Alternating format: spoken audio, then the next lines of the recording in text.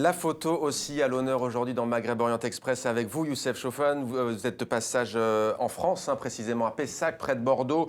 Précisons que le festival du film d'histoire a été annulé en raison des attentats de Paris et de Saint-Denis, mais l'exposition a été maintenue. On avait déjà parlé avec vous. Vous étiez d'ailleurs en Corée du Sud, il me semble, à l'époque. On avait parlé de votre série photo. Aujourd'hui, vous revenez avec Art for Syria. Peut-être d'abord quelques mots sur ces réfugiés syriens, mais pas seulement, qui font souvent la une de l'actualité depuis plusieurs mois, mais que l'on n'entend quasiment jamais. Vous avez choisi de leur redonner une présence, de leur redonner un visage à travers des photos. Que ce soit les réfugiés ou les Syriens qui ne le sont pas, Ouais. souvent ce qu'on entend dans les médias, c'est plutôt ce qui est négatif, ce qui est violent. Et souvent, les Syriens eux-mêmes ne se reconnaissent pas là-dedans.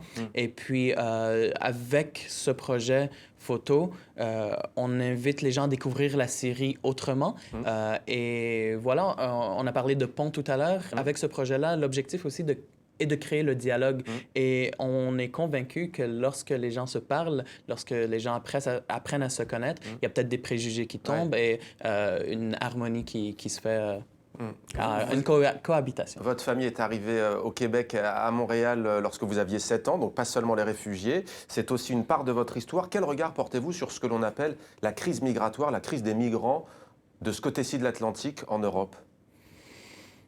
L'influence est évidemment très différente parce que géographiquement parlant, il est par exemple possible de se déplacer à pied pour arriver jusqu'en France, par exemple. Oui. Donc c'est quand même assez impressionnant de se dire qu'en 2015, il y a ces vagues-là et parfois on se sent impuissant par rapport à tout ce qui se passe. Mais malgré ces difficultés, on se dit on va continuer à s'amuser, on va continuer à vivre, on va continuer à s'exprimer.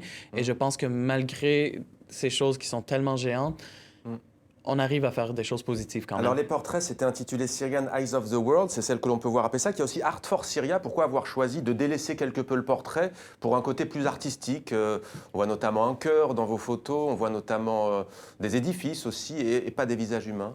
En fait, je ne dirais pas qu'on délaisse le projet photo dans le sens où maintenant il est en tournée en France, dans une galerie très bientôt à Bordeaux.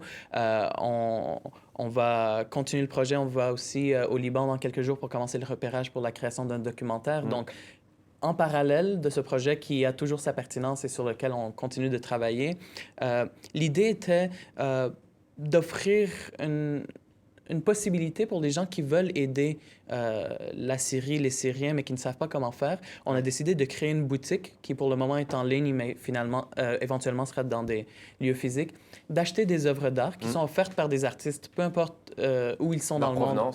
Et donc, de s'acheter une œuvre, mais 100% des profits de ces achats-là vont à des projets qui viennent un peu plus concrètement en aide aux Syriens qui sont dans le besoin.